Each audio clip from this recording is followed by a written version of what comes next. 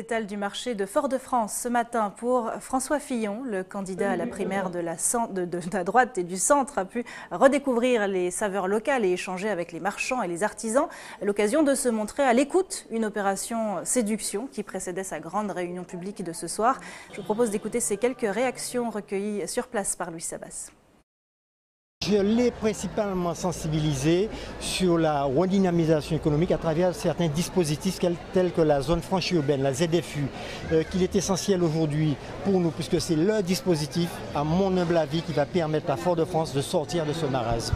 Il était sensible à cela dans la mesure où il m'a posé la question à savoir est-ce qu'il y a une réglementation particulière, parce que nous savons qu'aujourd'hui les zones franches urbaines ont été arrêtées depuis décembre 2015. Donc aujourd'hui, il faudrait réactiver ce dispositif parce que nous savons que dans toute la Caraïbe, dans toute la Chine, dans tous les pays aujourd'hui, c'est le dispositif qui permet de relancer ou de lancer économiquement un secteur défavorisé. Ça fait des années que je travaille avec mon mari sur le marché et puis ça va de... C'est pas mirobolant, on va dire, hein. C'est de plus en plus compliqué, voilà, tout simplement. J'ai l'impression qu'il passe de temps en temps quand il va y avoir des élections. En fait, on ne les voit pas vraiment sur la Martinique, les hommes politiques. Je trouve que la visite est un coup de vent parce qu'on n'a pas le temps de leur parler. C'est une salutation, c'est bien, mais il y a des problématiques qu'on devrait voir avec eux, mais ils ne restent pas pour parler. Donc on aurait dit qu'ils passent juste pour se faire voir et puis ok, au revoir. Vous auriez aimé une oreille? Alors, une oreille à l'écoute de ce que nous vivons sur la Martinique, sur le marché en général. François Fillon, bonsoir. Bonsoir. Merci d'avoir accepté notre invitation. Alors, cette marchande qu'on vient d'entendre, elle estime que vous, comme d'autres hommes politiques nationaux, viennent en coup de vent, viennent se faire voir. Qu'est-ce que vous lui répondez? Ce qu'elle ne sait pas, c'est que juste avant, j'ai passé plus d'une heure avec la Chambre des métiers et les élus de la Chambre des métiers à répondre à leurs questions et à entendre les problématiques qui sont celles que cette dame évoquait. Que juste après la visite du marché, je suis allé passer 2 heures avec les représentants des très petites entreprises de la Martinique et que je vais continuer comme ça mon programme. Mais c'est pas très facile sur un marché quand même de parler longuement avec des personnes qui sont elles-mêmes en train de travailler. Alors vous avez effectivement, on vient de l'entendre, un programme chargé. Vous êtes arrivé hier et beaucoup de rendez-vous à votre agenda.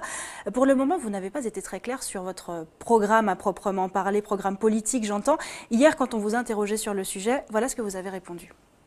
Vous allez voir, je suis là pour 2 jours, je vais avoir encore l'occasion de parler. Pour l'instant, j'ai écouté le président Marie-Jeanne.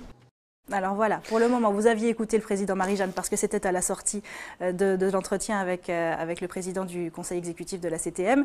Aujourd'hui, vous avez un peu plus de temps pour parler. En plus, votre séjour touche à sa fin. Alors dites-nous, quel est votre programme?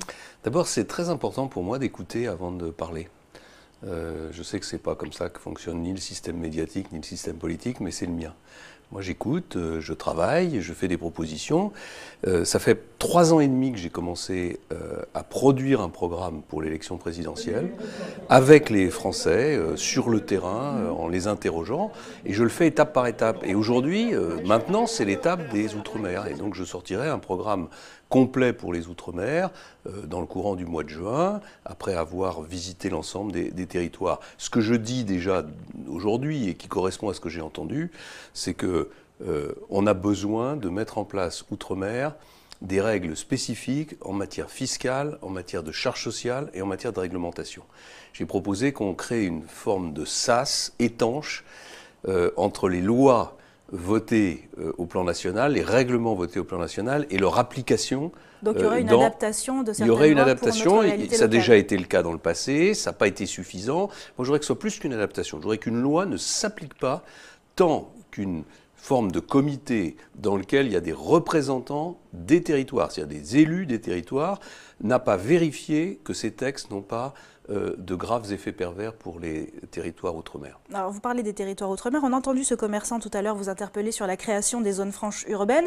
C'est une question qui, dans les territoires d'outre-mer, revient souvent, notamment dans les programmes économiques des personnalités politiques. Vous, est-ce que vous êtes de manière générale favorable à la création de zones franches et puis de quelle manière? J'ai indiqué que j'étais favorable à une zone franche généralisée sur les outre-mer et en particulier sur la Martinique parce que sur beaucoup de sujets. Hier, j'étais avec des professionnels de la plaisance, par exemple. Il y a un gros marché pour la plaisance, comme on le sait, ici en Martinique, mais ce marché est bloqué par les différences fiscales, par les différences de coûts entre les différentes îles de la Caraïbe. Donc moi, je propose une zone franche globale, pas une zone franche limitée au centre-ville de Fort-de-France ou limitée à telle ou telle activité, mais une zone franche globale.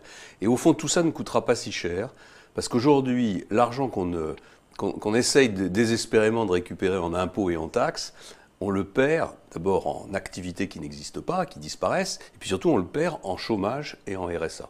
Sur la question des 40% de primes de vie chère attribuées aux fonctionnaires dans les Outre-mer, on vous pose la question comme on l'a posée à Alain Juppé il y a 2 semaines. Les Républicains ont évoqué l'idée de revenir sur cette majoration. Est-ce que vous êtes d'accord avec ça? Non, j'ai dit qu'on ne pouvait pas aujourd'hui revenir sur cette majoration.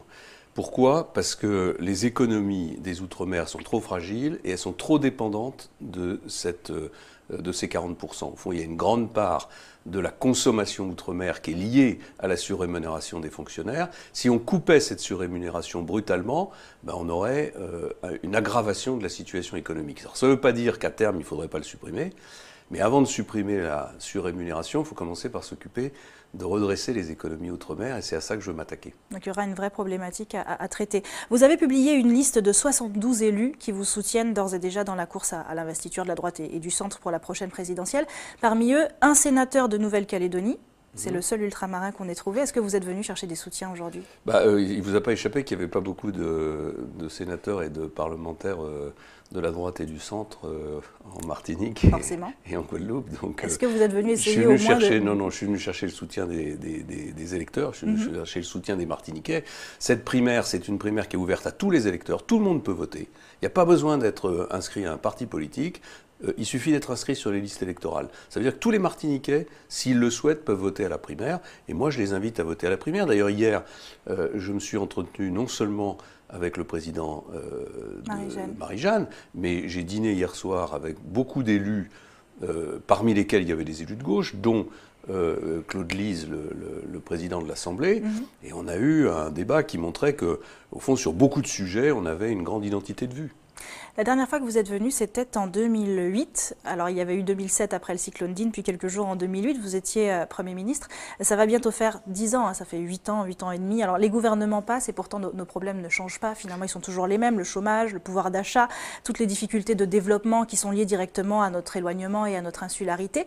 Qu'est-ce que vous répondez à tout ça? Comment on peut trouver des solutions pour corriger ces problèmes qui sont toujours les mêmes? C'est simple. Hein, il y a 6 ou 7 grandes puissances occidentales, le Canada, les États-Unis, la Grande-Bretagne, l'Allemagne. Pourquoi je les cite? Parce qu'elles sont toutes au plein emploi. La seule puissance occidentale qui est avec un taux de chômage historiquement haut, c'est la France. Donc ça veut dire qu'il faut changer radicalement notre organisation économique et sociale. Il faut supprimer les 35 heures. Il faut réformer le Code du travail. Il faut des nouveaux contrats de travail. Il faut baisser les charges sociales. Il faut réformer l'indemnisation du chômage. C'est-à-dire, il faut faire ce qu'ont fait les autres Européens qui sont aujourd'hui au plein emploi. Voilà, c'est le constat que je fais aujourd'hui et c'est le programme que je porte. J'ai dit que je voulais casser la baraque pour la reconstruire parce que je crois que tous ceux qui viendront avec des aménagements à la marge ou des aménagements cosmétiques ne permettront pas de redresser la situation. Vous avez été Premier ministre pendant 5 ans. Nicolas Sarkozy qui avait promis beaucoup de choses à l'outre-mer, je pense notamment à la continuité territoriale dont finalement on n'a pas vu grand-chose. Aujourd'hui, vous aspirez à la plus haute fonction de l'État, à celle de président de la République.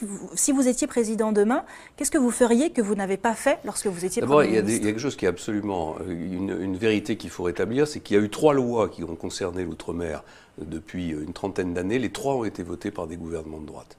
Il y a eu la loi Ponce, il y a eu la loi Perben et il y a eu la loi de 2009. Pardon, mais je n'ai pas trouvé encore une seule grande réforme concernant l'outre-mer qui était portée par des gouvernements de gauche. Donc quand on dit que le gouvernement que je dirigeais n'a pas respecté ses engagements, il les a respectés.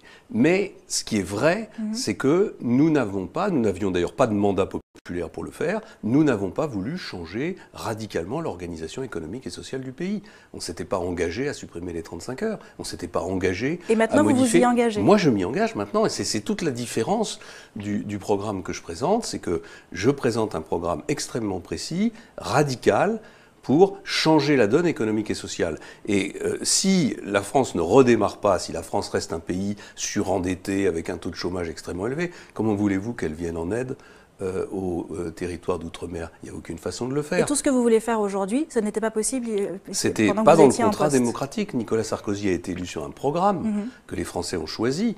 Dans ce programme, il n'y avait pas tout ce qu'on vient d'évoquer. Mais ce sera dans le vôtre. Ce sera dans le mien parce que cette fois-ci, je ne suis pas candidat pour soutenir un candidat à l'élection présidentielle, je suis candidat moi-même. Vous repartez demain après 2 jours de visite et de rencontres sur une terre qui a jadis été très attachée à la figure de Jacques Chirac. Ce matin, vous avez visité le marché, on l'a vu, c'est un endroit qu'il aimait beaucoup visiter quand il venait chez nous. Est-ce que vous aussi, vous surfez sur cet héritage affectif ? En tout cas, je crois qu'il ne faut jamais surfer sur des héritages. Et puis, en politique, il n'y a pas d'héritage. Mais Jacques Chirac avait une attirance personnelle pour les Outre-mer qui est incontestable. C'était un homme chaleureux.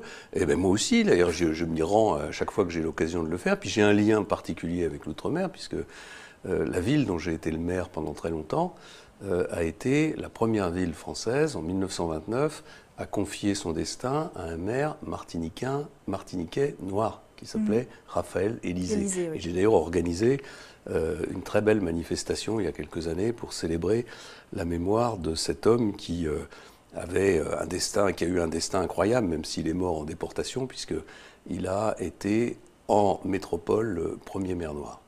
Vous reviendrez ? Bien sûr que je reviendrai. Je reviendrai dans la campagne présidentielle une fois que j'aurai gagné la primaire.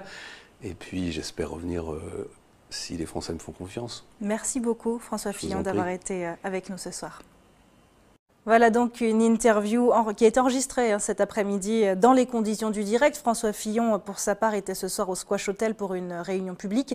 C'est pour ça qu'il ne pouvait pas être en direct avec nous ce soir. Il repart demain pour la Guyane. En bref, notez cette bagarre devant le collège Petit Manoir au Lamentin aujourd'hui. Un jeune de 15 ans a été blessé par arme blanche au thorax, une plaie qui ne saignait pas. Les pompiers ont donc craint une hémorragie interne. Le jeune homme a été transporté en urgence.